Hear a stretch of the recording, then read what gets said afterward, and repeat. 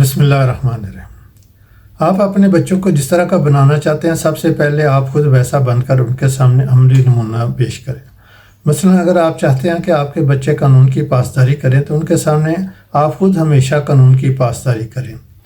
مثال کے طور پر اگر آپ اپنے بچوں کے سامنے خود تو ٹریفک قوانین کی پابندی نہیں کرتے اور ریڈ سگنل اکثر توڑ دیتے ہیں، تو آپ کا بچہ نہ صرف ٹریفک قوانین بلکہ ہر قسم کے قوانین کی خلاف ورزی کرے گا۔ جن والدین کے اپنے رویے بہترین ہوتے ہیں، ان کے بچوں کی خود اعتمادی اور چیلنجز کو فیس کرنے کی صلاحیت بھی بہت زیادہ ہوتی ہے۔ والدین کی حرکات اور سکنات کا بچوں کی شخصیت پر گہرا اثر ہوتا ہے۔ میں ایک دوست کے گھر کسی کام سے گیا، میں نے دیکھا کہ اس کی گاڑی کی نمبر پلیٹ پر کچھ مٹی لگی ہوئی ہے اور ایک ہندسے پر کچھ زیادہ مٹی لگی ہوئی ہے۔ میں نے پوچھا، آپ کی گاڑی کی نمبر پلیٹ پر مٹی لگی ہوئی ہے، کیا آپ گاؤں گئے تھے؟ اس نے بتایا کہ یہ مٹی تو اس نے خود لگائی ہے۔ تو میں نے وجہ پوچھی کہ یہ کیوں لگائی ہے، تو کہنے لگے جی آج کل نہ ٹریفک سگنلز پر نہ کیمرے لگ گئے ہیں اور اس کی وجہ سے میرے بہت زیادہ چلان ہونے لگ گئے تھے، اس لیے میں نے نمبر پلیٹ پہ ویسے ہی مٹی لگا دی ہے۔ آپ اندازہ لگائیں کہ میرے دوست کے سیکشن کے اس کے اسکول گوئنگ بچوں نے کیا سبق سیکھا ہوگا، سوائے چیٹنگ کے اور کیا انہوں نے سیکھا ہوگا۔ بچوں کو کوئی بھی آپ ہدایت دیں یا اصول و ضوابط کی پابندی کا کہیں تو اس سے پہلے ان کو ان انسٹرکشنز یا پرنسپلز کے پیچھے کار فرما وجوہات ضرور سمجھائیں تاکہ وہ ان چیزوں کو لاجیکلی سمجھ کر ایکسیپٹ کریں۔ جب آپ کا بچہ آپ کی کہی ہوئی بات کے پیچھے موجود فلسفہ اور بنیادی عقائد کو سمجھ لے گا تو پھر وہ ان پر عمل کرنا بھی شروع کر دے گا۔ کئی والدین وہ بچوں سے پوچھتے رہتے ہیں کہ آپ کی امی اچھی ہے یا آپ کے ابو اچھے ہیں۔ اب بچے بھی بڑے تیز ہوتے ہیں، انہوں نے جب امی سے کام نکلوانا ہوتا ہے تو وہ امی کی تعریف کر دیتے ہیں اور جب ابو سے پیسے نکلوانے ہوتے ہیں تو ابو کی تعریف کر دیتے ہیں۔ یہ ایک نامناسب رویہ ہے، اس سے بچے کی شخصیت بری طرح متاثر ہوتی ہے، اس لیے اس قسم کے رویے سے احتیاط کرنی چاہیے۔ یہ بھی دیکھا گیا ہے کہ آج کل بچوں میں بے صبرا پن بہت ہے، یہ لائن میں لگنا نہیں چاہتے ہیں، اپنی باری کا انتظار نہیں کرتے ہیں۔ میکڈونلڈ یا KFC میں آرڈر پلیس کرنے کے ساتھ ہی شور مچانا شروع کر دیتے ہیں کہ جلدی سے آرڈر سرو کیا جائے، بھوک لگی ہے، اب جلدی کرو۔ میرے خیال میں بچوں کی ہر ضرورت کو فوری پورا کرنے کے بجائے ان کی 4 آؤٹ آف 3 ڈیمانڈز کو ڈیلے کرنا چاہیے تاکہ ان میں بھوک پیاس کو برداشت کرنے اور انتظار کرنے کی قوت پیدا کی جا سکے اور ان کا ٹالرنس لیول بھی کچھ بلند ہو سکے۔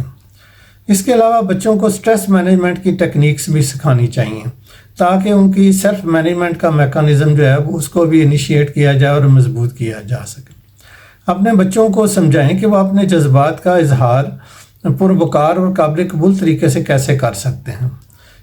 اگر مثلا کسی کے برے رویے پر آپ کے بچے کو غصہ آ گیا ہے تو آپ بچے سے کہہ سکتے ہیں کہ آپ اس بات کا اظہار اس طرح کریں، اس بندے سے کہیں کہ سر مجھے آپ کی اس بات کے بہت دکھ ہوا ہے اور میں شدید غصے میں ہوں، لیکن میں آپ کا دل سے احترام کرتا ہوں، آپ میرے بڑے ہیں، بزرگ ہیں، اس لیے میں امید کرتا ہوں کہ آپ آئندہ پلیز اس قسم کی بات نہ کریں۔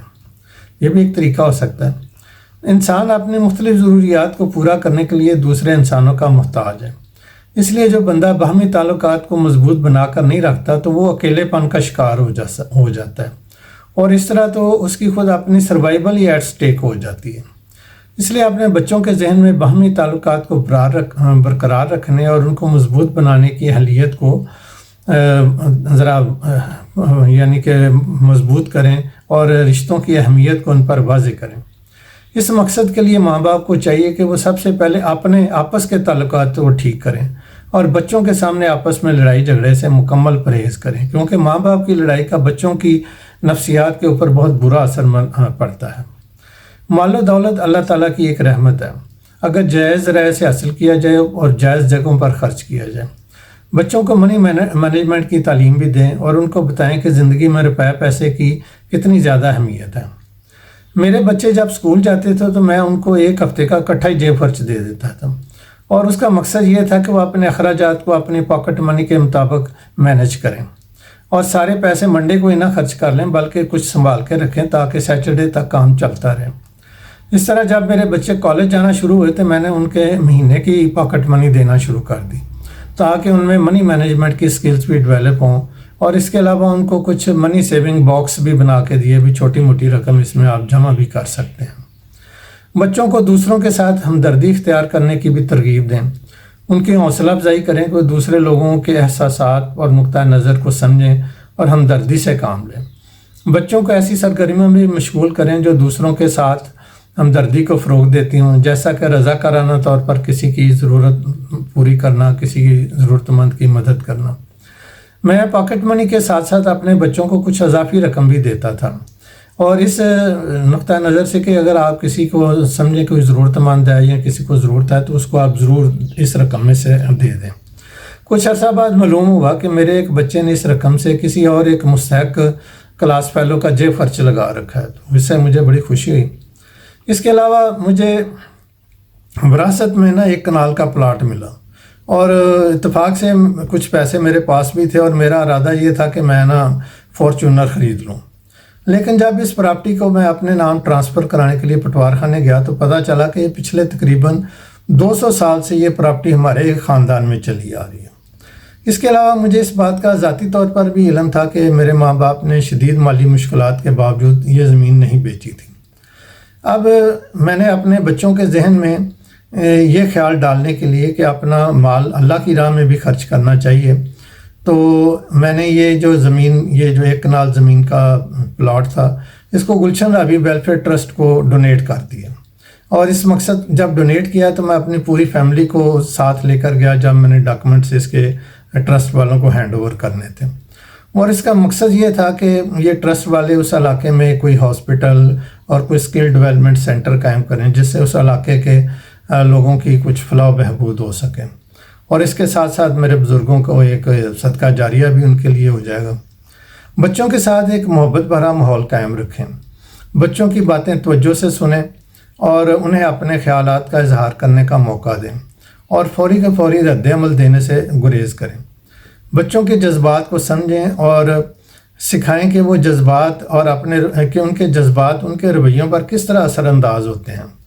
اگر پریشانی کی صورتحال میں آپ کا بچہ رونا شروع کر دیتا ہے، شور مچانا شروع کر دیتا ہے، تو اس کے ذہن میں موجود عدم تحفظ کے خیالات کو سیٹل ڈاؤن کرنے کی کوشش کریں۔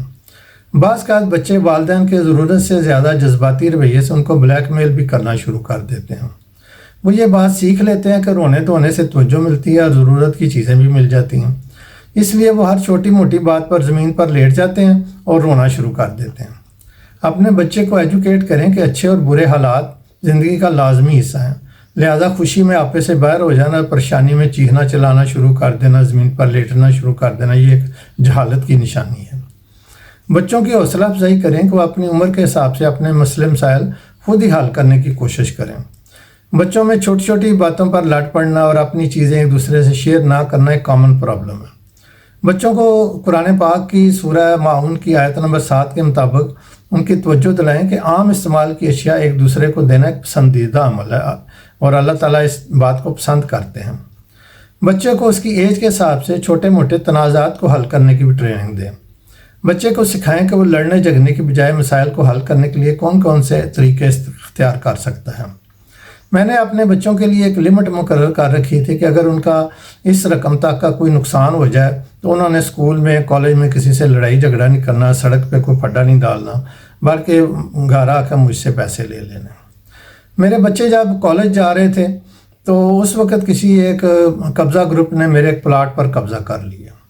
اس وقت میرے پاس اتنی استطاعت تھی کہ میں لیگل پروسیجر اختیار کر کے پلاٹ کا قبضہ چھڑا لیتا، لیکن میں نے اپنے آپ کو اور اپنے بچوں کو تھانہ کچہری اور لڑائی جھگڑے سے دور رکھنے کا فیصلہ کیا، اور اس مقصد کے لیے یہ پلاٹ میں نے ایک ڈیلر کو کافی کم ریٹ پر سیل کر دیے۔ اس لیے اس طریقے سے میں نے بچوں کو عملی طور پر سکھایا کہ لڑائی جھگڑے سے کیسے بچا جا سکتا ہے، اور یہ سمجھانے کی کوشش کی کہ پرامن اور پرسکون زندگی گزارنے کے لیے اس کی قیمت ادا کرنی پڑتی ہے۔ امن اور سکون مفت میں کہیں سے نہیں ملتا۔ بچوں کو امپاور کریں کہ ابتدائی طور پر وہ اپنے چھوٹے چھوٹے فیصلے خود کریں تاکہ بعد میں وہ زندگی میں بڑے فیصلے کرنے کے قابل ہو سکیں۔ اپنے بچے سے پیار، محبت اور شفقت سے بات کریں، اس کی عزت کریں، کیونکہ بڑھتی عمر کے ساتھ اس میں کچھ جذباتی پن بھی آ جاتا ہے، کیونکہ اس میں بہت ساری جسمانی اور ذہنی تبدیلیاں واقع ہو رہی ہوتی ہیں۔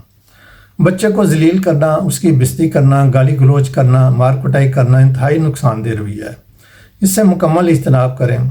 بچے سے چھوٹے چھوٹے سوال پوچھیں اور وہ بات سمجھنے کی کوشش کریں جو ہچکچاہٹ کی وجہ سے آپ کو بتا نہیں پا رہا۔ فوری رد عمل دینے سے مکمل گریز کریں اور سوچ سمجھ کر بچے کو جواب دیں۔ اپنی فیلنگز کا بچوں کے ساتھ ضرور اظہار کریں۔ بچے کو اس کی غلطی بتائیں لیکن شرمندگی اور احساس گناہ میں اسے مبتلا نہ کریں۔ اپنے بچوں کا موازنہ رشتہ داروں کے بچوں سے کر کے اسے احساس کمتری میں مبتلا نہ پیدا کریں، احساس کمتری اس کے ذہن میں پیدا نہ کریں۔ اکثر والدین اپنے نامکمل خواب اپنے بچوں کے ذریعے پورا کرنا چاہتے ہیں۔ مثلاً اگر والد صاحب ڈاکٹر نہیں بن سکے تو ان کی پوری خواہش ہوتی ہے کہ بچہ ڈاکٹر بنے، اور دوسری طرف ہو سکتا ہے بچہ مولانا بننا چاہتا ہو۔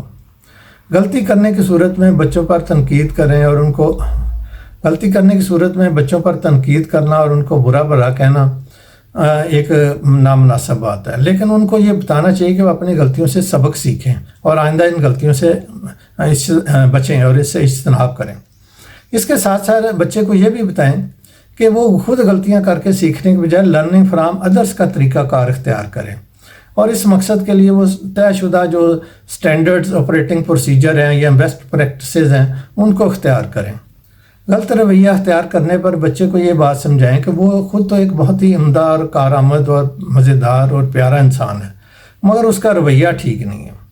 اگر بچے سے کچھ نقصان ہو جائے تو اس نقصان کو پورا کرنے کے لیے تھوڑی بہت رقم بچے کے جیب خرچ سے ضرور کاٹیں، تاکہ بچوں میں اپنے کام کی آنرشپ لینے کا احساس پیدا ہو۔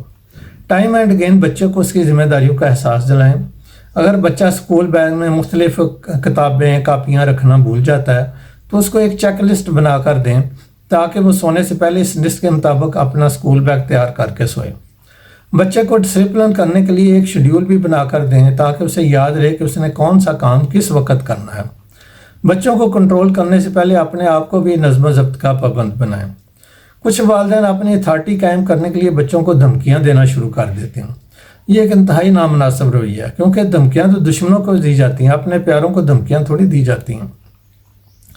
اس طرح جیسا کہ سورہ صف کی آیت نمبر 2-3 کا مفہوم ہے، اے ایمان والو تم وہ بات کیوں کہتے ہو جو کرتے نہیں؟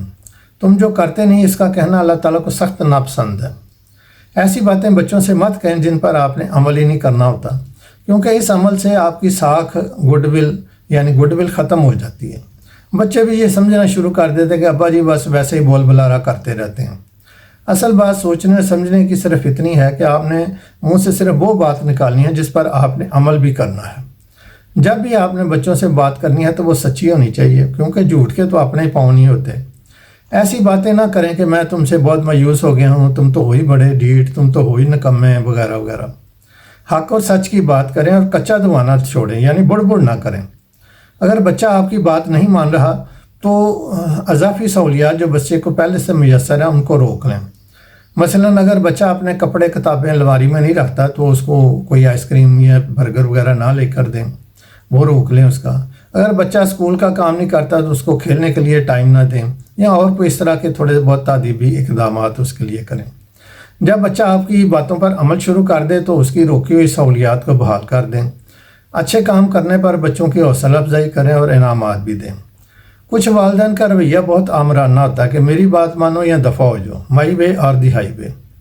بچے کے ساتھ آمرانہ رویہ مت اختیار کریں، کیونکہ اس سے بچے کے ذہن میں باغیانہ جذبات پیدا ہو سکتے ہیں، اور بعض اوقات بچے گھروں سے بھاگ بھی جاتے ہیں، جیسا کہ اکثر آپ سوشل میڈیا یا خبروں میں ایسی باتیں یا ایسی خبریں سنتے ہی ہوں گے۔